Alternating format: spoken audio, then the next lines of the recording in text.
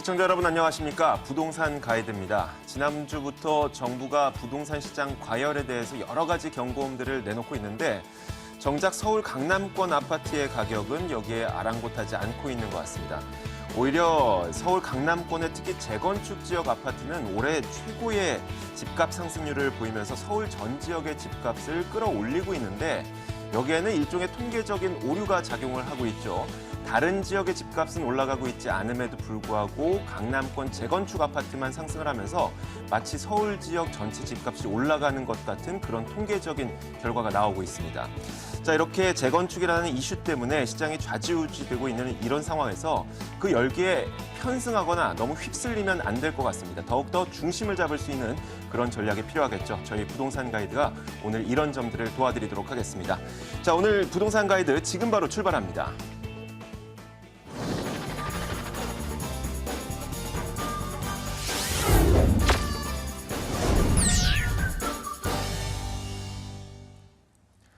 생생부동산 클리닉 시간입니다. 오늘도 여러분들이 갖고 있는 모든 부동산 시장에 대한 궁금증 저희가 직접 해결해 드릴 겁니다. 본인들이 갖고 계시는 이 궁금증이 있으신 분들은 전화와 문자를 이용하실 수 있는데요.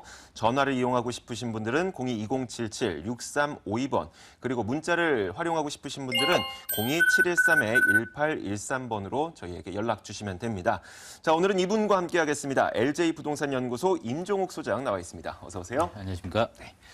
자, 저희 부동산 가이드가 생생부동산 클리닉 시간을 통해서 매일매일 부동산 투자의 팁을 전해드리고 있죠.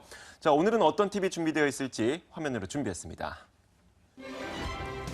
서울 지역 분양권 거래가 5년 만에 4배나 늘어나 역대 최대치를 기록했습니다. 분양권 전성시대라는 말까지 나오고 있는데요. 이렇게 분양권 거래가 급격하게 증가하게 된 이유와 함께 거래할 때 유의할 점은 없는지 짚어보겠습니다.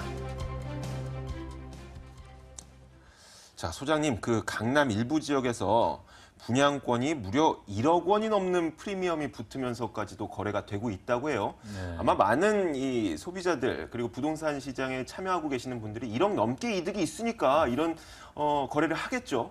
이런 이유가 뭘까요? 맞습니다. 이제 최근 들어서 이 분양권 시장이 굉장히 뜨겁습니다. 이렇게 분양권 시장이 뜨겁다 보니까 재건축으로도 연결돼서 최근 이게 양극화 현상에 따른 그 강남 지역의 재건축이 상당히 탄력을 받고 있는데, 자, 이렇게 분양권에 대한 부분들을 많은 투자자들이 선호하는 이유에 대해서 여러 가지를 생각해 볼 수 있겠지만, 일단 첫 번째로는 소액 투자가 가능하기 때문에 많은 분들이 달려들지 않겠는가라고 생각을 해볼 수가 있겠죠.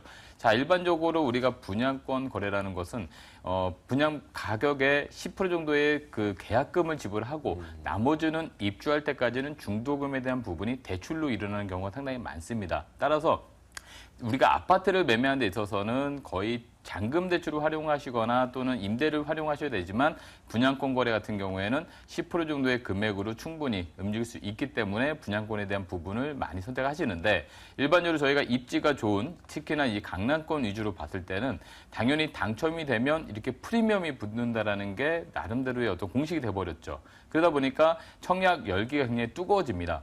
청약 당첨 청약률이 뭐 수십 대 1에 달할 정도로 굉장히 뜨거운데, 자, 이렇게 청약률이 뜨겁다 보니까 당연히 당첨 후에는 프리미엄이 붙을 거라는 그런 자신감으로 인해서 많은 사람들이 또 달려들고, 그로 인해서 또 청약에 당첨되신 분들이 프리미엄을 받고 판매를 하게 되는데, 여기서 이제 우리 그 택지개발지구라든가 또는 공공택지나 뭐 민간택지 같은 경우에도 전매 제한이라는 게 있습니다. 이 전매 기간 제한 중에는 전매 거래를 할 수가 없는데 불구하고 이런 것들을 불법적으로 성행하는 것이 지금 문제가 되는 부분이 가장 크다라는 부분이 되겠죠. 더군다나 1억이라는 이런 프리미엄이 붙었을 때 이 가격에 대한 부분을 사실은 소득이 있으면 당연히 세금을 내야겠죠. 양도소득세에 대한 세금을 내셔야 되는데 이런 부분을 또 다운계약서라는 부분으로 또 이렇게 감추면서 가기 때문에 불법적인 부분들이 또 성행을 한다라는 부분이 되겠습니다. 더불어서 이 분양권에 대한 거래 자체는 사실 등록된 중개업소에서 거래를 하셔야지 안전하게 거래를 하실 수 있지만,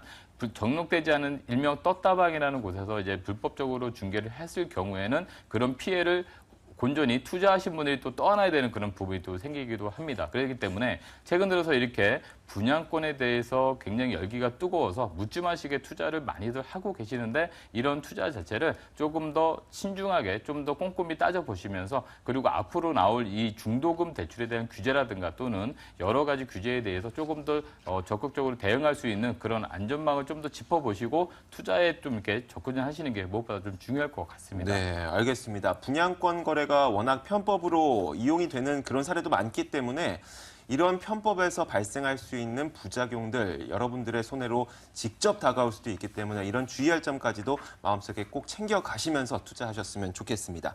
자, 그러면 저희가 임종욱 소장을 직접 만나볼 수 있는 무료 세미나 시간 안내해 드릴 텐데요. 화면으로 준비했습니다. 만나보시죠. 임종욱 소장의 무료 세미나 안내입니다. 주제는 은퇴 후를 준비하는 부동산 투자 전략이고요. 6월 29일 수요일 오후 2시에 개최됩니다. 궁금하시거나 참여를 원하시는 분들은 02-713-1813번으로 연락 주시면 됩니다. 그럼 지금부터는 여러분들이 갖고 있는 부동산 투자에 대한 궁금증 해결해 드리겠습니다. 첫 번째 시청자님 연결됐다고 하는데요. 만나보도록 하죠. 안녕하세요. 예, 안녕하세요. 네, 어떤 점이 궁금하신가요? 예, 제가 저 강남구 수소동에 네. 까치마을 아파트가 있어요. 거기 15평짜리를 지금 전세 놓고 있거든요. 네. 그래서 이거를 계속 보유해야 할 것인지 아니면은 매도해야 할 것인지 그리고 매도한다면 언제 매도하는 게 좋은지 여기에 대해서 궁금해서 전화드렸습니다. 네. 그러니까 지금 보유하고 계신 이 아파트의 매도 시기가 가장 궁금하신 거죠? 예, 아니면 뭐 계속 보유하면 더 좋은 건지 뭐 네. 매도한다면 언제 매도하는 게 좋은지 알겠습니다. 그거 때문에. 보유의 이 메리트가 얼마나 되는지도 함께 짚어드릴게요. 예, 예. 네, 임종욱 소장 연결해드리겠습니다. 예, 안녕하세요. 예, 안녕하세요. 예. 네, 지금 전세 놓고 계시다고요? 예, 예. 혹시 여기 거주해 보신 적은 있으신가요? 거주는 거기 안 하고요. 저기 그 개포동에서 살고 있어요. 아, 그러시군요. 예. 최근 뭐 좀 전에도 말씀드렸지만 강남권 이 재건축에 대한 열기가 굉장히 뜨겁지 않습니까? 예, 예. 그러다 보니까 최근 들어서 이 강남권의 아파트에 대한 관심도도 상당히 높고 있어요. 그래서 네네. 지도를 한번 보신다라면 이 지금 말씀하신 수서 그 까치마을 아파트에 대해서 많은 분들이 좀 궁금해하실 텐데 바로 이제 일원역 바로 옆에 붙어 있죠. 바로 여기죠. 예, 예. 네, 그러다 보니까 입지 여건은 지하철역에서 상당히 좋고 또 뭐 주변에 녹지 공간이라든가 또 앞쪽으로 예. 보면 서울병원. 삼성 서울병원. 네, 저는 이 동네를 보면서 느끼는 게 뭐냐면요. 예. 정말 연세 조금 더 많으신 분들 살기 너무 좋다라는 느낌을 많이 받습니다.